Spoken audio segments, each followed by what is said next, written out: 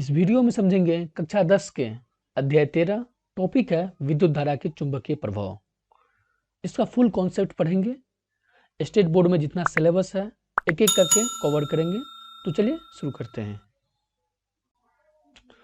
तो पहला कॉन्सेप्ट है विद्युत धारा के चुंबकीय प्रभाव। ये क्या होता है? इससे पहले हम लोग विद्युत धारा चैप्टर में पढ़ चुके हैं कि विद्युत धारा तापीय प्रभाव यानी हीटिंग इफेक्ट उत्पन्न करती है। अब ये पढ़ना है इस चैप्टर में कि विद्युत धारा हीटिंग इफेक्ट के साथ साथ चुंबकीय प्रभाव भी उत्पन्न करती है, यानी मैग्नेटिक इफेक्ट भी प्रोड्यूस करती है। चुंबक चुंबक वो पदार्थ है जो लोह तथा लोहयुक्त चीजों को अपनी तरफ आकर्षित करती है। जब चुंबक को लोहा के पास ले जाते हैं तो क्या करता है? लोहा क्या करता है? चुंबक को अपनी तरफ खींच लेता है। बहुत सारे पदार्थ ऐसे हैं जो क्या करता है? चुंबक को अपनी तरफ खींचता है। जैसे कि ये फेरम हो गया, लोहा हो गया, कोबाल्ट हो गया, निकेल हो गया। ये सब क्या करता है? इसके संपर्क में जैसे ही हम लाएंगे इसके पास चुंबक को, तो क्या करता है? अपनी ओर आकर्षित कर लेती है, खींच लेती है। जैसे यहाँ पे एक एग्जाम्पल है, ये एक जो है सो मैग्नेट है, यानी चुंबक है। चुंबक है, इसको बोलते हैं नालाकीर्ति चुंबक। ये क्या किया हुआ देख रहे हैं? एक कील को, कांटे को अपनी ओर आकर्षित किया हुआ, खींच लिया हुआ उसको। ये हल्का पदार्थ हुआ, उसको अपनी तरफ खींच लिया हुआ। अगर यही कील बड़ा वजन का होता है, बड़ा सा लोहा होता है, तो क्या करता? कि चुंबक को खींच लेता। और बहुत सारे मटेरियल ऐसे हैं जो क्या करते हैं? चुंबक अपनी ओर नहीं खींचता है, चुंबक को अपनी ओर नहीं खींचता। जैसे कि गोल्ड हो गया, कॉपर हो गया, ये सब क्या करता है? चुंबक का इफेक्ट इस पे नहीं पड़ता है। गोल्ड हो गया, कॉपर हो गया, इसको क्या करता है? अपनी ओर आकर्षित नहीं करता है, इस पे कोई इफेक्ट नहीं होता है। ये है चुंबक के प्रकार। इसको बोलते हैं नालाकीर्ति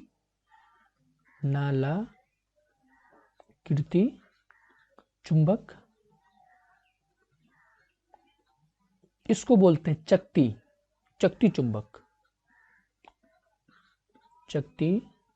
चुंबक। और इसको बोलते हैं पट्टी चुंबक।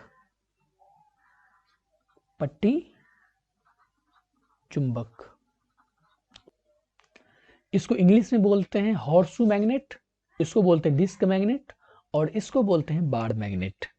क्या करते हैं? जब बाड़ मैग्नेट को बांध के यहाँ से बीच क्या कि इसको बीच से बांध दिए, यहाँ लटका दिए किसी चीज पे, इसकी दिशा जो है हमेशा उत्तर दक्षिण की तरफ रहेगी या दक्षिण उत्तर की तरफ रहेगी। इसको हम लोग बहुत ही डिटेल में पढ़ेंगे कि इसका डायरेक्शन क्यों हमेशा नॉर्थ साउथ की तरफ होता है। इसको बहुत ही डिटेल में पढ़ेंगे। तो चलिए आगे देखते हैं। चुंबक के गुण। प्रत्येक चुंबक के दो ध्रुव होते हैं, उत्तरी ध्रुव तथा दक्षिणी ध्रुव। ये क्या है? एक चुंबक है जिसका क्या है? दो पोल है, दो ध्रुव है। ये है नॉर्थ और ये है साउथ। अगर इसको बीच से काट भी देंगे, ये चुंबक क्या के बीच से तोड़ दिए, तो क्या होगा? इसका भी दो ध्रुव होंगे, इसके भी क्या होंगे? दो ध्रुव होंगे, इसके भी क्या होंगे? दो ध्रुव होंगे। अगर इसको भी बीच से काट दिए, छोटा सा टुकड़ा बच गया, इसके भी दो ध्रुव होंगे, नॉर्थ साउथ। दूसरा पॉइंट है समान ध्रुव एक दूसरे को क्या करते हैं? प्रतिकर्षित करते हैं। जैसे कि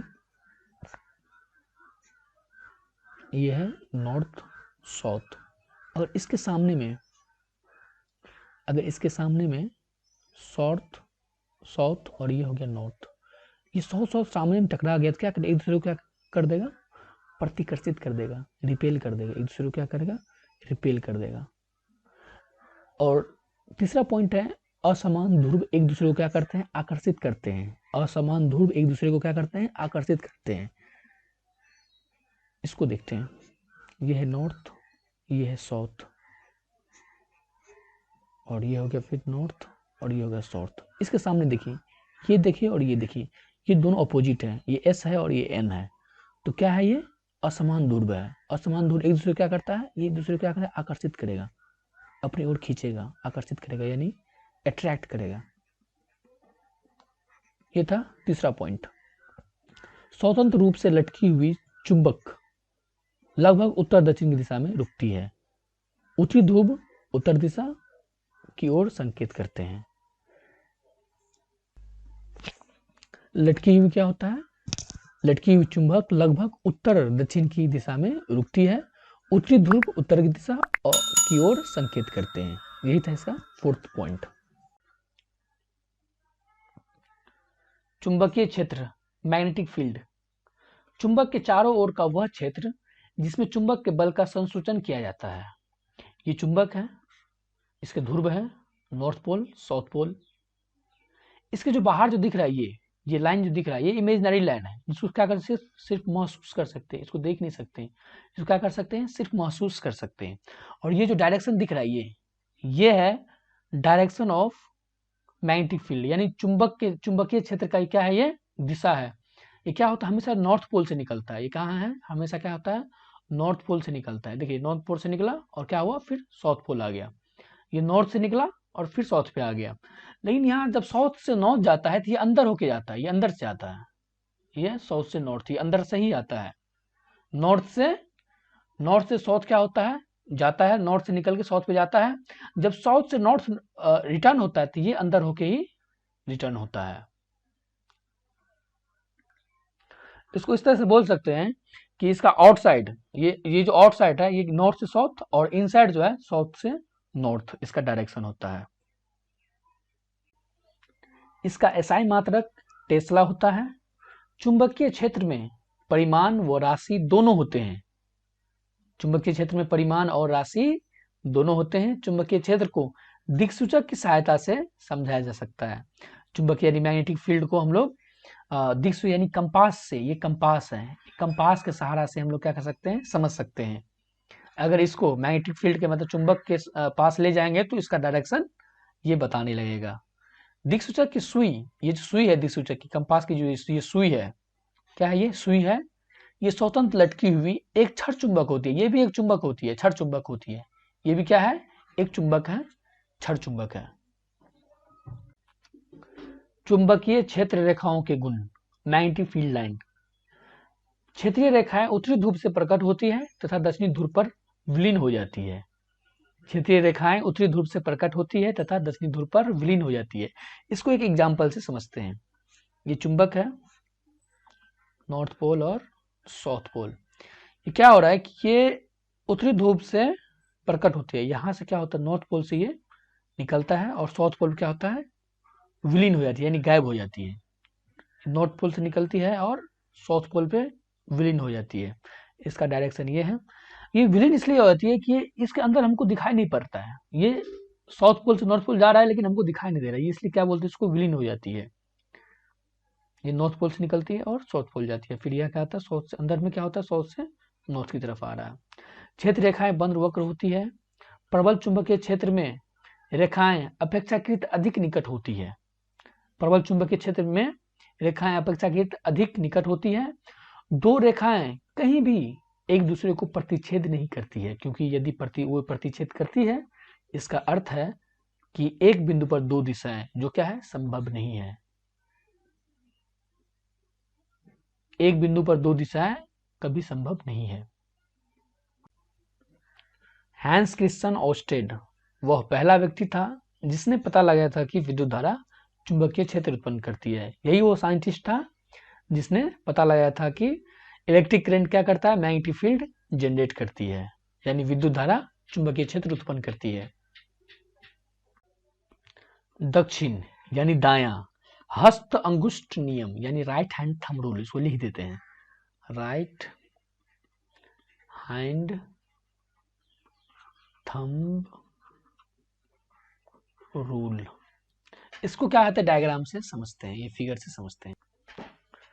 कल्पना किए, यहाँ फिगर में देख रहे हैं कि क्या किया, एक हाथ से, सीधा हाथ से क्या किया हुआ, एक विद्युत धारावाही चालक को यानी कंडक्टर को हाथ से पकड़ा हुआ है, जिसका इस तरह से पकड़ा हुआ है कि इसका अंगूठा जो है, ये अंगूठा ये किसकी तरफ है, ऊपर की तरफ। ऊपर की तरफ क्या बता रहा है कि डायरेक्शन ऑफ करंट का बता रहा है, धारा की दिशा बता रही है ये। और ये 4 उंगली है इसका, ये इस तरह से मुड़ा हुआ है कि इसका क्या बता है, मैग्नेटिक फील्ड का डायरेक्शन बता रहा है। मैग्नेटिक फील्ड मतलब चुंबकीय क्षेत्र की दिशा बता रही है। देख रहे हैं, ये इस तरह से, देखिए इस तरह से, नीचे में देख सकते हैं आप, ये देखिए यहाँ पे इस तरह से क्या है, मैग्नेटिक फील्ड की दिशा है। अब इसको क्या करते हैं हम लोग, डिफिनेशन से समझते हैं। कल्पना कीजिए कि आपके अपने दाहिने हाथ में विद्युत धारावाही चालक को इस प्रकार पकड़े हुए हो। ये जो पकड़े हुए हैं रॉड को, कंडक्टर को जो पकड़े हुए हैं इसको हाथ से, इसको सिर्फ कल्पना करना है, सच में पकड़ना नहीं है। ये विद्युत धारावाही चालक है, इसमें करंट लग सकता है आपको, इसलिए इसको सिर्फ महसूस करना, मतलब इमेजिन करना है, इमेजिन करना है और इसकी दिशा निकालनी है। इस प्रकार पकड़ी हो कि इसका अंगूठा विद्युत धारा की ओर, इस प्रकार पकड़े हुए कि इसका अंगूठा विद्युत धारा की ओर संकेत कर रहा हो तथा आपकी उंगलियां चालक के चारों ओर चुंबकीय क्षेत्र की दिशा बताएगी। यही आपको समझा रहे थे कि इसका क्या होगा, चारों ओर क्या चुंबकीय क्षेत्र की दिशा बताएगी। सीधे चालक से विद्युत धारा प्रवाहित होने के कारण चुंबकीय क्षेत्र, चुंबकीय क्षेत्र चालक से हर बिंदु पर सेकेंडरी विवृतों द्वारा दर्शाया जा सकता है। चुंबकीय क्षेत्र की दिशा दक्षिण हस्त अंगुष्ठ नियम से या दिक्सूच सूची से की जा सकती है। चुंबक क्षेत्र की दिशा या तो राइट हैंड थंब रूल से, नहीं तो दिक्सूच कंपास से की जा सकती है। चालक के नजदीक वाले वृत्त से निकट वृत्त निकट निकट होते हैं। चालक के नजदीक वाले वृत्त निकट निकट होते हैं। अब इसको थोड़ा फिगर से समझते हैं। परिनालिका, इसको बोलते हैं सोलिनॉइड, सोलिनॉइड ये है ये। पास पास लिपटे विद्युत रोधी तांबे के तार की बेलन की आकृति की अनेक फेरों वाली कुंडली का परिनालिका कहते हैं। परिनालिका का चुंबकीय क्षेत्र छड़ चुंबक के जैसा होता है। परिनालिका के अंदर चुंबकीय क्षेत्र एक समान है तथा समांतर रेखाओं के द्वारा दर्शाया जाता है। यह है परिनालिका, यह है परिनालिका। देख रहे हैं, पास पास लिपटे विद्युत रोधी तांबे, ये तांबे के तार होता है, पास पास लिपटा हुआ है, अनेक फेरा है। इसको क्या किए हैं, यहाँ पे देखिए बैटरी से कनेक्ट किया हुआ है, इसी को बोलते हैं परिनालिका, सोलिनॉइड। चुंबकीय क्षेत्र की दिशा, परिनालिका के बाहर होते हैं उत्तर से दक्षिण, परिनालिका के अंदर होते हैं दक्षिण से उत्तर, ये इस तरह से होते हैं।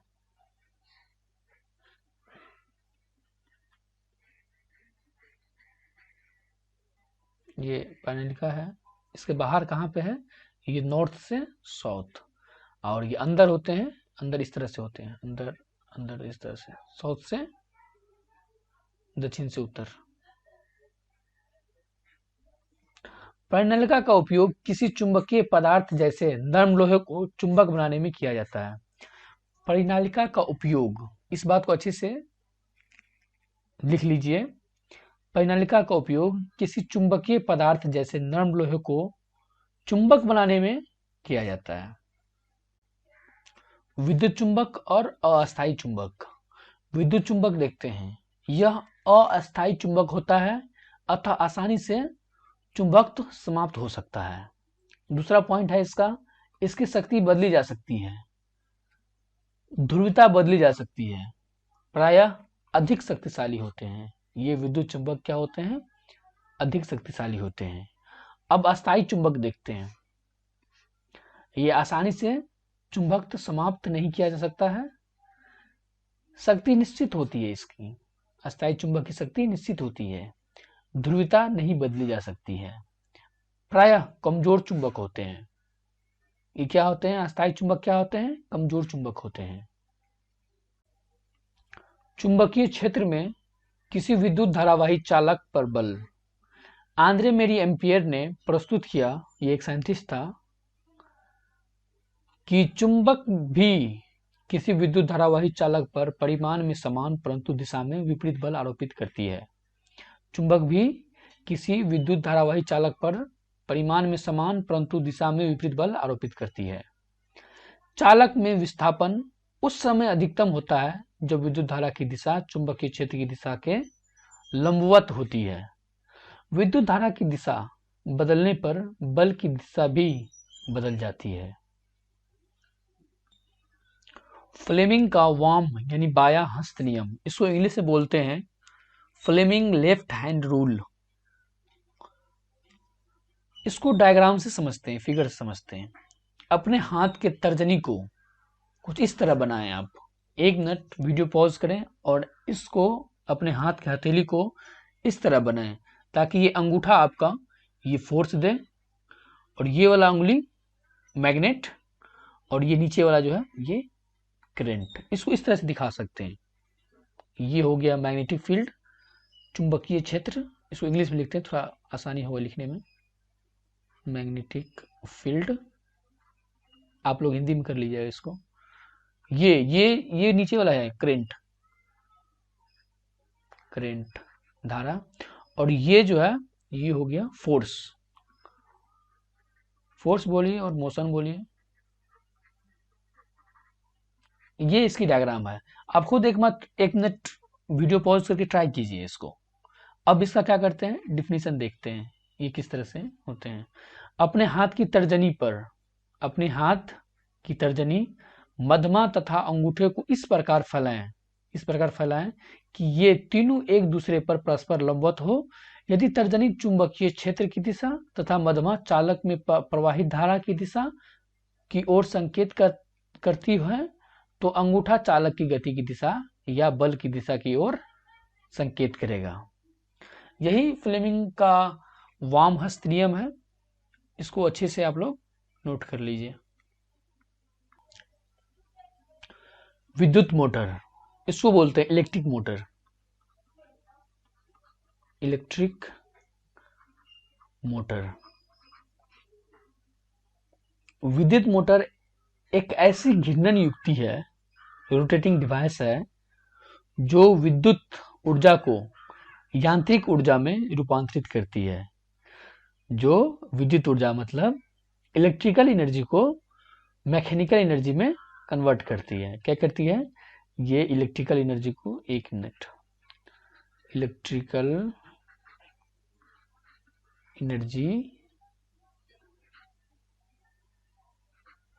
एनर्जी को क्या करती है, मैकेनिकल एनर्जी में,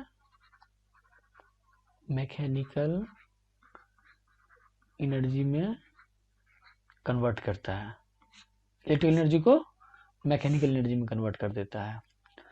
विद्युत मोटर का उपयोग विद्युत पंखों में, अच्छा विद्युत इलेक्ट्रिक मोटर का प्रयोग कहाँ कहाँ करते हैं, विद्युत पंखों में, इलेक्ट्रिक फैन में जो घरों में लगा रहता है, सीलिंग फैन होता है, रेफ्रिजरेटरों में, वॉशिंग मशीन में, वॉशिंग मशीन होता है कपड़ा धोने वाला, उसमें, विद्युत मिश्रकों, MP3 प्लेयरों आदि में किया जाता है। विद्युत मोटर का सिद्धांत यानी प्रिंसिपल ऑफ, इसको लिख देते हैं, प्रिंसिपल ऑफ मोटर। ये होते हैं विद्युत मोटर के सिद्धांत।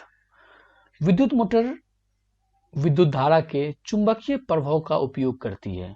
विद्युत मोटर विद्युत धारा के चुंबकीय प्रभाव का उपयोग करती है। जब किसी धारावाही आयताकार कुंडली को चुंबकीय क्षेत्र में रखा जाता है तो कुंडली पर एक बल आरोपित होता है, जिसके फलस्वरूप कुंडली और धुरी का निरंतर घूर्णन होता है, जिससे मोटर को दी गई विद्युत ऊर्जा यांत्रिक ऊर्जा में रूपांतरित हो जाती है। ये प्रिंसिपल ऑफ मोटर है। इसको हम लोग आगे डिटेल में पढ़ेंगे। अभी संरचना यानी कंस्ट्रक्शन। अब इलेक्ट्रिक मोटर का कंस्ट्रक्शन देखते हैं।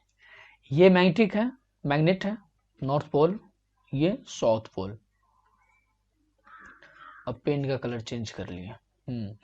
ये है नॉर्थ पोल, ये है साउथ पोल। ये क्या है, दोनों बीच में मैग्नेट है। ठीक है। अब इसके बीच में ये जो है इसको बोलते हैं रेक्टेंगुलर कॉइल। ये जो है ये बीच में रोटेट करेगा, इसको बोलते हैं रेक्टेंगुलर कॉइल। 1 मिनट। अब देखिए,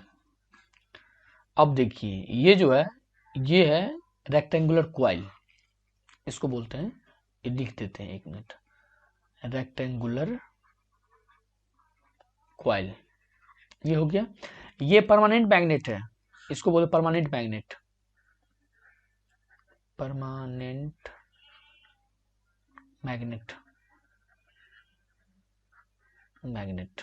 ठीक है, यहाँ पे क्या है, मैग्नेटिक फील्ड है, ये क्या है, मैग्नेटिक फील्ड है, ये मैग्नेटिक फील्ड है, और ये ब्रश है, यहाँ पे लगा हुआ है ब्रश, इसको बोलते हैं कार्बन ब्रश, कार्बन ब्रश लिखा हुआ है यहाँ पे, कार्बन ब्रश। ठीक है, B1 and B2, B1 and B2 यहाँ पे लगा हुआ है कार्बन ब्रश। ये जो लगा है, ये जो रिंग है, रिंग इसको बोलते हैं रिंग, ये है हाफ है, एक्चुअली ये हाफ है, ये दो पार्ट्स में है, इसको यहाँ पे जोड़ता है।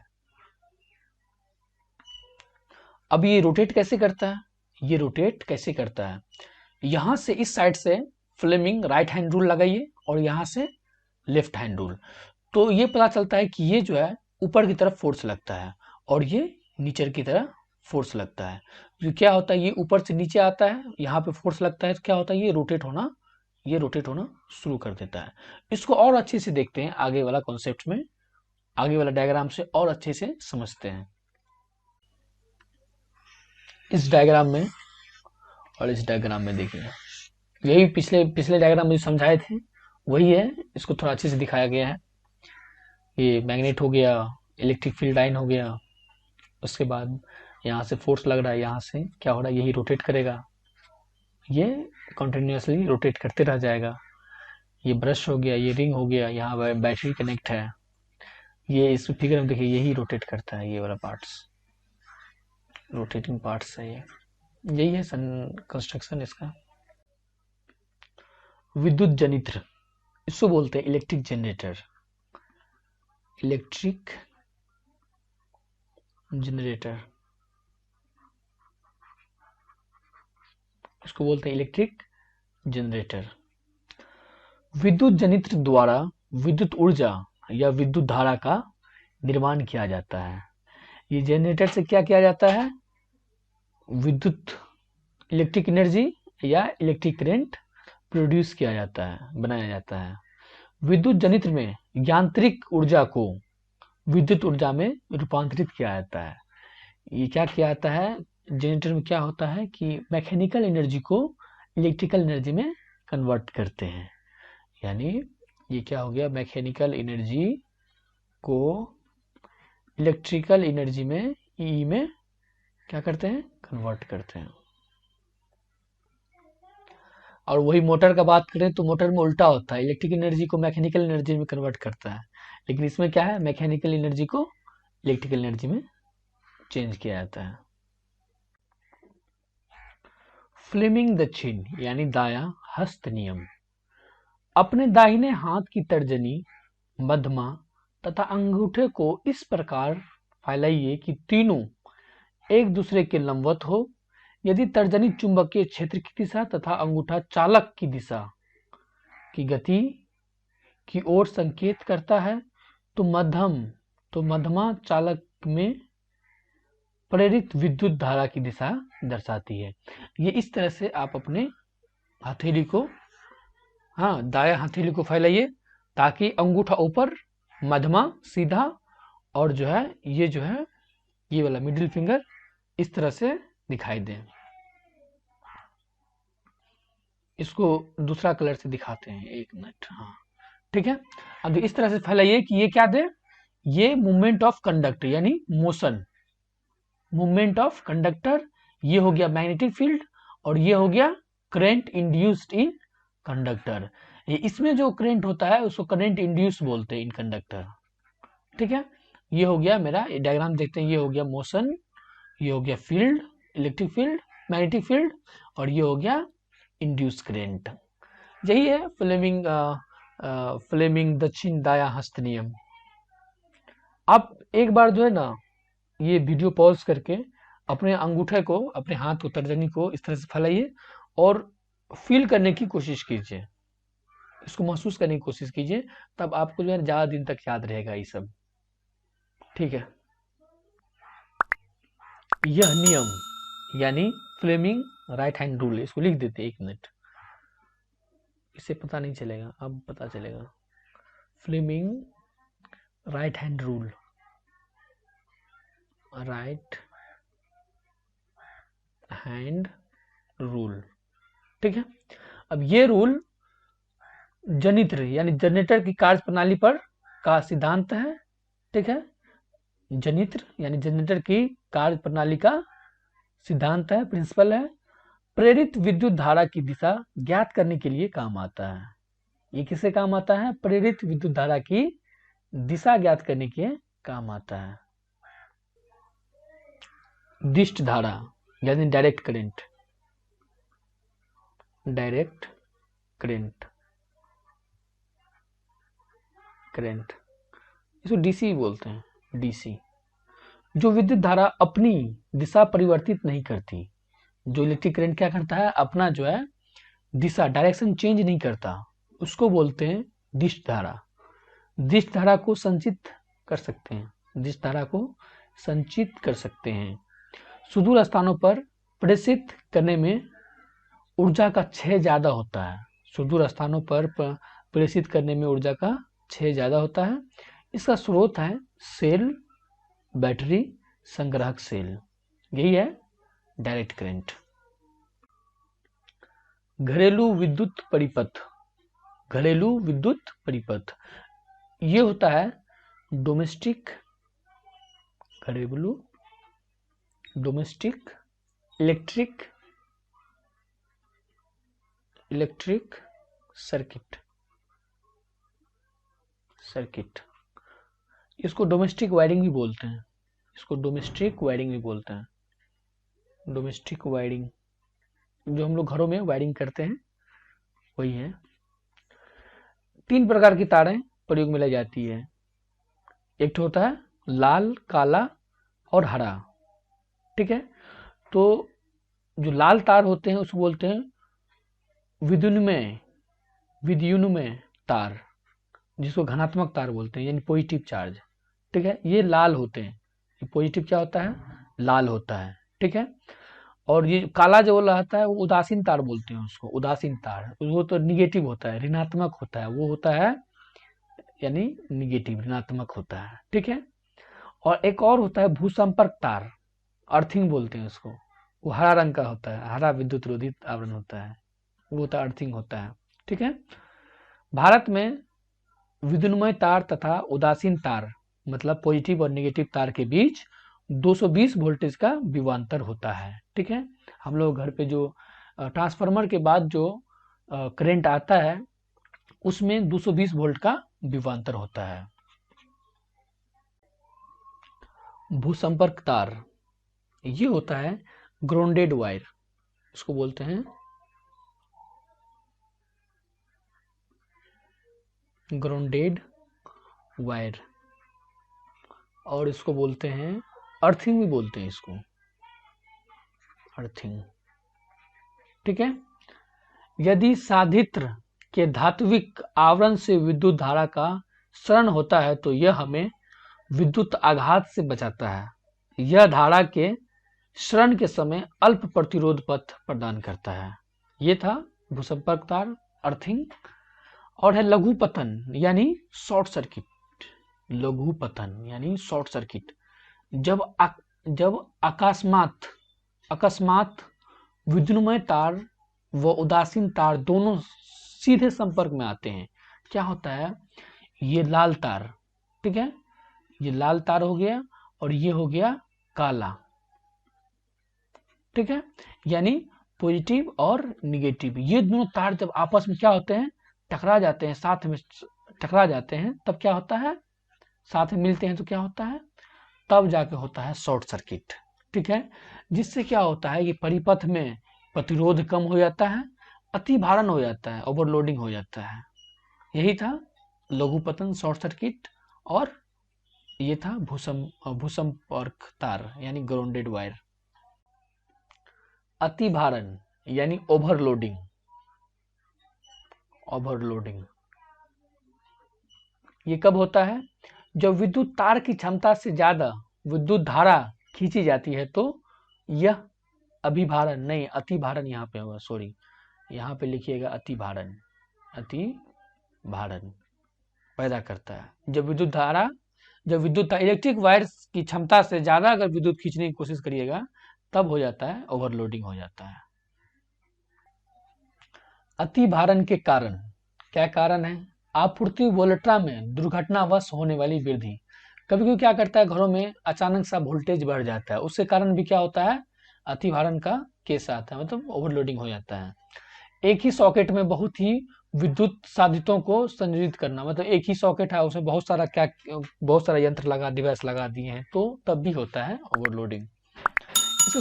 इसका सुरक्षा कैसे होगा, ये यहाँ पे होना चाहिए, ठीक है। इसका सुरक्षा कैसे होगा, तो इसके लिए क्या करना चाहिए, फ्यूज लगाना चाहिए, इलेक्ट्रिक फ्यूज लगाना चाहिए। हाँ, ग्राउंडेड वायर होना चाहिए, ठीक है, अर्थिंग लगाना चाहिए, और एमसीबी लगाना चाहिए। इससे क्या होगा कि ओवरलोडिंग का खतरा टल सकता है। ठीक है, यही सब था।